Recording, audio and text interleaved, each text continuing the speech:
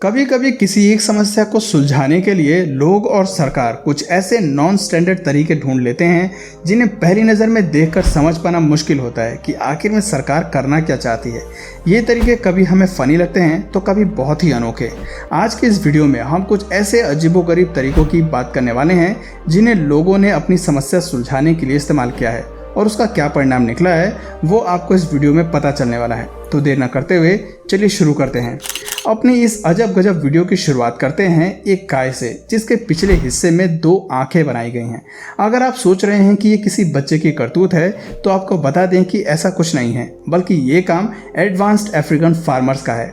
जी हाँ दोस्तों, साइंटिस्ट के माने तो ये एक सिंपल आर्ट है जिसे किसानों ने इसलिए बनाया है ताकि वो शेर या बाकी वाइल्ड कैट से अपनी मवेशियों को बचा सकें। इस आर्ट की शुरुआत एक एक्सपेरिमेंट से हुई थी जिसे बायोलॉजिस्ट नील जॉर्डन ने अंजाम दिया था। दरअसल हम सभी जानते हैं कि शेर से लेकर चीता यहाँ तक कि तेंदुए कैटल्स के लिए कितने घातक होते हैं। ये जीव सीक्रेट हंटर्स होते हैं जो छिपकर अपने शिकार पर हमला करते हैं। शेर अपने शिकार को पकड़ने के लिए काफी देर तक छिपे रहते हैं और सही मौके का इंतजार करते हैं। जब उन्हें लगता है कि शिकार का ध्यान भटका हुआ है वो तभी उन पर हमला करते हैं। इस बीच अगर शिकार को पहले ही शेर के हमले की भनक लग जाती है तो वो अपने लिए दूसरे शिकार की तलाश करते हैं।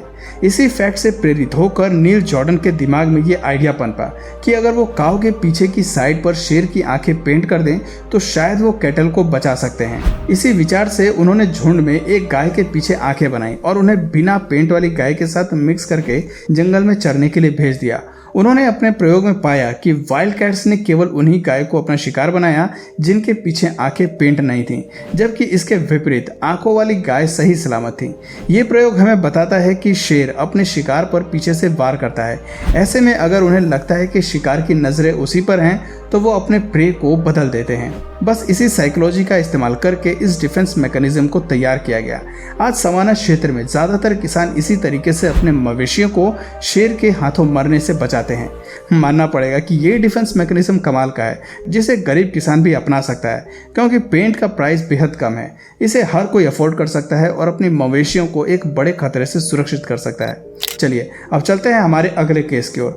इस क्लिप में हमें दिखाई देता है कि लॉस एंजलिस के रिजर्वियर को 96 मिलियन बॉल से भर दिया गया है। लेकिन सोचने वाली बात है कि आखिर ऐसा क्यों किया गया है।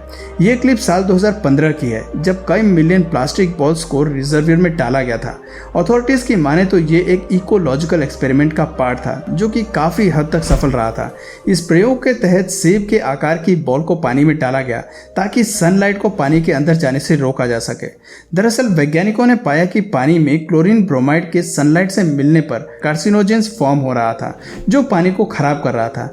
ऐसे में सनलाइट को रोकने के लिए प्लास्टिक बॉल्स का इस्तेमाल किया गया। समय के साथ पता चला कि बॉल्स ने पानी को सनलाइट से तो बचाया ही है, साथ ही एल्गी ग्रोथ को भी खत्म कर दिया है। इससे वाटर इवेपोरेशन की प्रक्रिया भी रुक गई और वाटर पोल्यूशन भी कम हो गया। इतने सारे फायदे देखकर सरकार ने इस प्रोजेक्ट पर और पैसे लगाने शुरू कर दिए। इस प्रोजेक्ट की शुरुआत सबसे पहले 20,000 बॉल्स के साथ की गई थी, लेकिन आज इनकी संख्या 96 मिलियंस है। समय के साथ कई नई बॉल्स को इसे जोड़ा गया। खासतौर से इस प्रोजेक्ट के लिए $34 मिलियन एलोकेट किए गए। सरकार को लगता है कि ये एक फायदे का इन्वेस्टमेंट है, क्योंकि इस समस्या को सुलझाने के लिए अगर रिजर्वियर को दोबारा बनाया जाए तो उसमें $300 मिलियन का खर्च आएगा।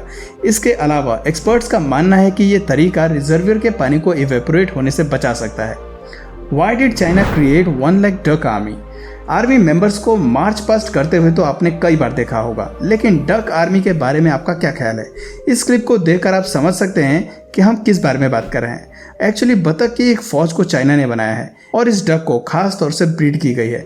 असल सवाल ये आता है कि किस लिए और क्यों। दरअसल कुछ समय पहले आपने टिड्डों की हमले की खबर तो सुनी ही होगी और इस समस्या का इलाज चाइना ने ढूंढ लिया है। ये उनका अपना देसी नुस्खा है। आपको बता दें कि इन डक्स को ल्यूकस्ट किलर कहा जाता है जो बेहद चाव से इंसेक्ट्स को खाती हैं। एक डक दिन में 200 से भी ज्यादा ल्यूकस्ट को खा सकती है। ऐसे में आप सोच सकते हैं कि ये आर्मी कितनी भारी मात्रा में फसल को बचा सकती है। सबसे बड़ी बात है कि ये बतख हमारे वातावरण को नुकसान नहीं पहुंचाती हैं। ऐसे में इनके इस्तेमाल करने से कई सारे फसलों को बचाया जा सकता है, साथ ही साथ इनको मैनेज करना भी आसान है। अफ्रीका और एशिया में बढ़ते ल्यूकस्ट के हमलों को देखकर ये कहा जा सकता है कि ये तरीका बेहद कारगर साबित हो सकता है। विंटर आते आते ईस्ट अफ्रीका को हर साल इस समस्या से गुजरना पड़ता है। सबसे पहले ये समस्या हर साल सोमालिया से शुरू होती है। कभी कभी आपातकालीन स्थिति भी पैदा हो जाती है। 2020 फरवरी में भी हमें ऐसा ही कुछ देखने को मिला था, जब टिड्डों के आतंक से पूरा अफ्रीका परेशान था। भारी मात्रा में पेस्टिसाइड्स के छिड़काव के बाद भी ल्यूकस्ट के हमले में कोई कमी नहीं आई थी। ऐसे में कहा जा सकता है कि ड्रग्स हमारी मदद कर सकती हैं और इस परेशानी को काफी हद तक कंट्रोल कर सकती हैं। ये तरीका अजीब जरूर है, लेकिन काफी काम का है। Why do drivers cling empty bottles to truck trailer wheels? क्या कभी आपने किसी ड्राइवर को ट्रक की व्हील्स में बोतल घुसाते देखा है? आपको बता दें कि कई ड्राइवर ऐसा करते हैं, लेकिन इसके पीछे का कारण क्या है और इसकी ज़रूरत क्या है, ये अभी तक बेहद कम लोग जानते हैं। दरअसल एक बोतल को ट्रक व्हील में घुसाने के पीछे की वजह तापमान से जुड़ी है। ड्राइवर्स बताते हैं कि बेहद ठंडे इलाके में गाड़ी चलाते हुए स्पीड ब्रेक कभी कभी पूरी तरह जम जाते हैं। स्पीड में गाड़ी भगाते हुए ड्राइवर को पता नहीं चलता है कि व्हील्स भी जाम होने लगे हैं। ऐसे में प्लास्टिक बोतल्स बेहद काम आती हैं। ड्राइवर्स अक्सर होल में प्लास्टिक बोतल्स भर देते हैं और रियर व्यू मिरर में बोतल के स्पिन से व्हील्स की रोटेशन को कंट्रोल करते हैं।